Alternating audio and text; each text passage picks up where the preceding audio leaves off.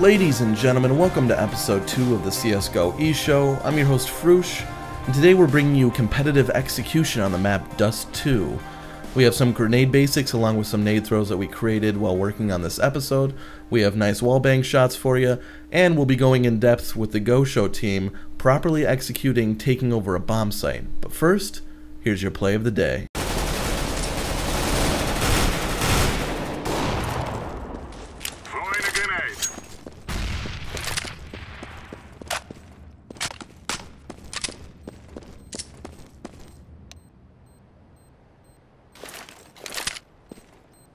Oh, it is only for mass. Yeah, you got $5 grand.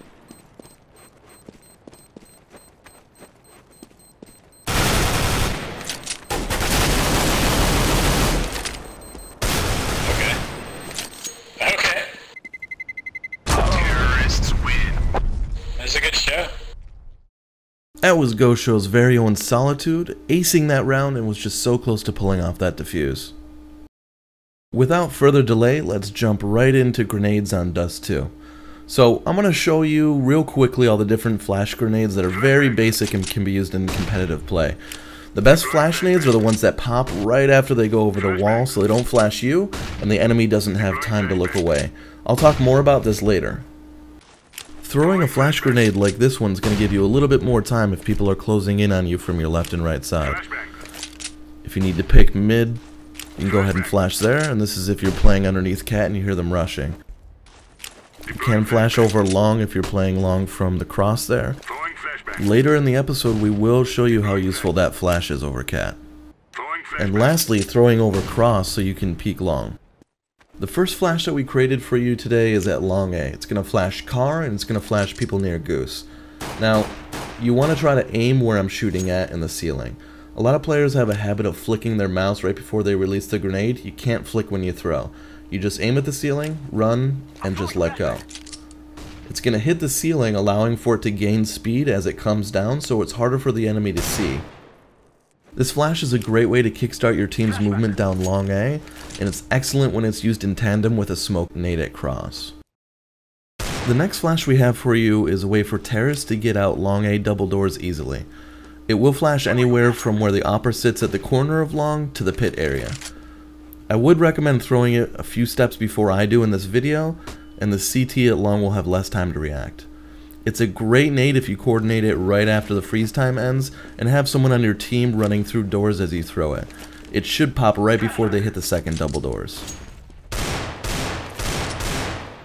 So here's our long A cross smoke grenade that doesn't leave you vulnerable to the enemy. You want to try to throw it lined up in this area between these two windows, and it should land perfectly almost every single time.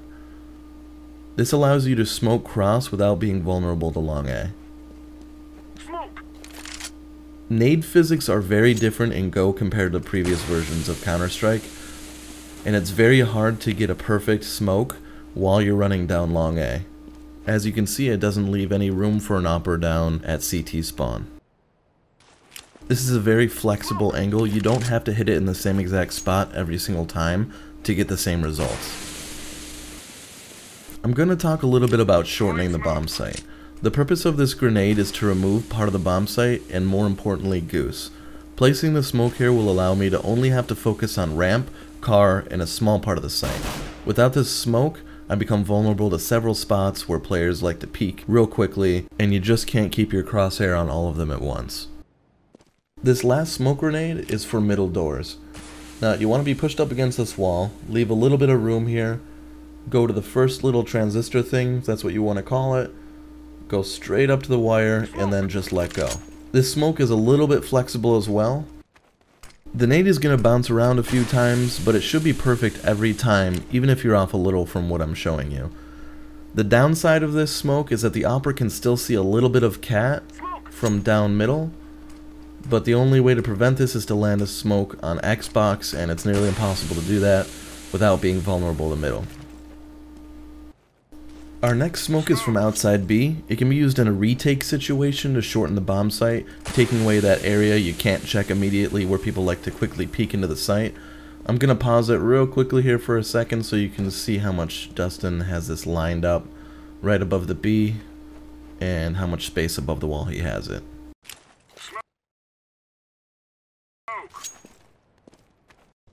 The last smoke we have for you today is when going into B from tunnels. Once again, you're shortening the bomb site. We're going to be taking away the platform and most of the site, and that leaves us to only have to worry about left side, closet, and doors.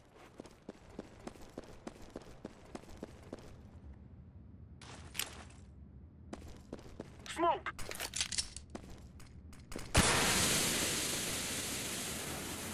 Let's move on to incendiary grenades. Now let's say as a counter-terrorist you have a teammate playing on platform here or somewhere on right side. And then you're going to be playing near closet or doors. An easy and fast way to end this round if they rush B is to chuck this incendiary grenade here and have both counter-terrorists shooting down the enemy as they burn. Any of the double doors on this map are a great bottleneck to throw your incendiary grenade. Obviously you have mid as well. If you throw it at long, surprisingly it does take up the width of long A. If you're playing inside at A, you can throw it at the top of cat. And if you're playing up on stairs at the top of cat, you can throw it lower.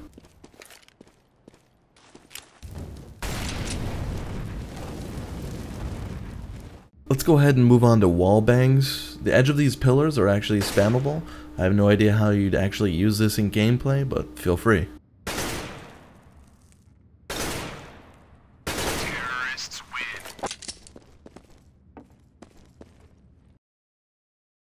You can stand on B platform without being seen from double doors and spam this box through the doors. I suppose that would be helpful in certain situations where you have an enemy rushing through there. All of the doors on Dust 2 are spammable, even by pistols. The pistols will not shoot through 2 doors. With only a penetration of ×1, they can only go through 1 door at a time.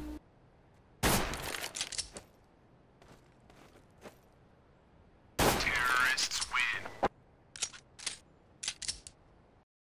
You can also spam the edge of this box without being seen. I really don't recommend it. People will spam right back. You also have this box at B which can be spammed by a pistol. And lastly, you have blue box at long, only spammable ×2 penetration or higher.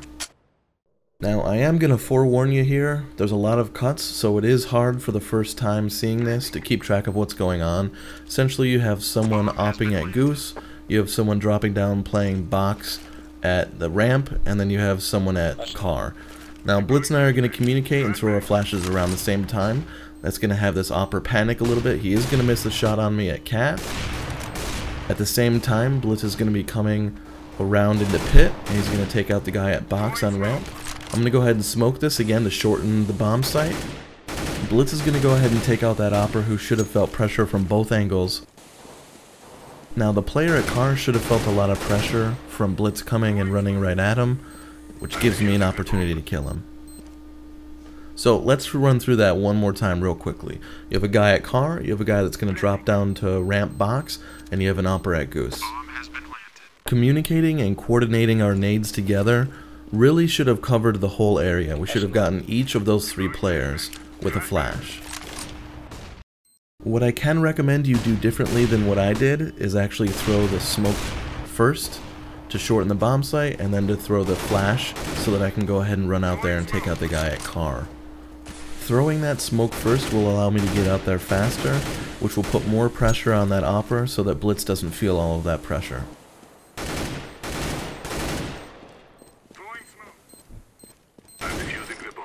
As counter-terrorists, Blitz and I are going to go ahead and retake this B bomb site together. He's going to go ahead and smoke to shorten that bomb site. Now we are going to coordinate our flashes, but they will be in opposite directions, and I will throw mine a little bit delayed from his. Now the reasoning behind this is because if they both get one person, he's going to have an extended flash. It's going to be a little bit longer than just one flash hitting him. Now the other reason for this is because Mike over in closet is going to see that first grenade, look down, and look back up, and by the time he looks back up he would have been hit by my flash.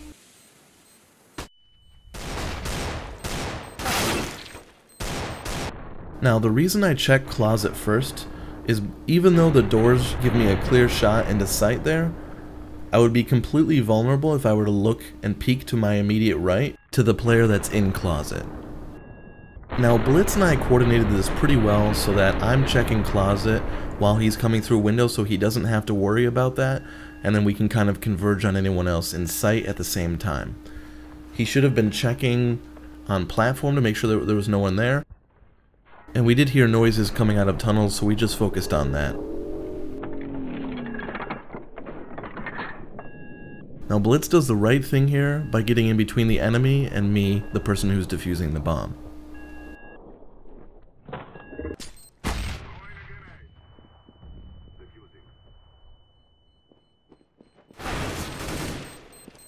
And just real quickly, this is that last part from my view.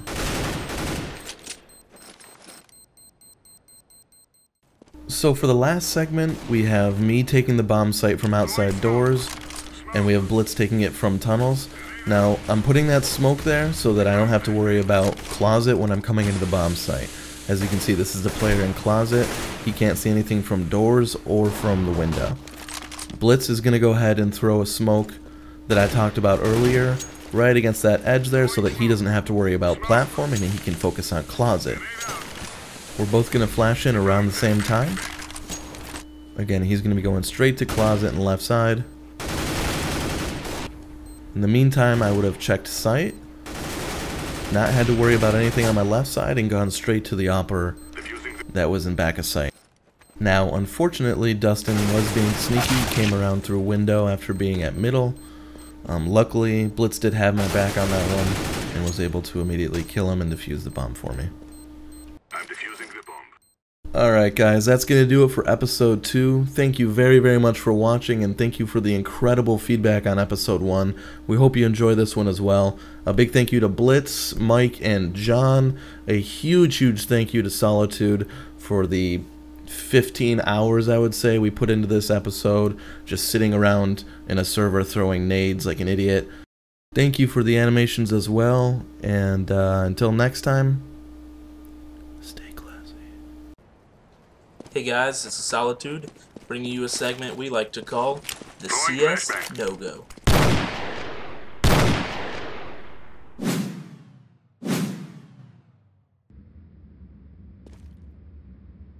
You saw him, right?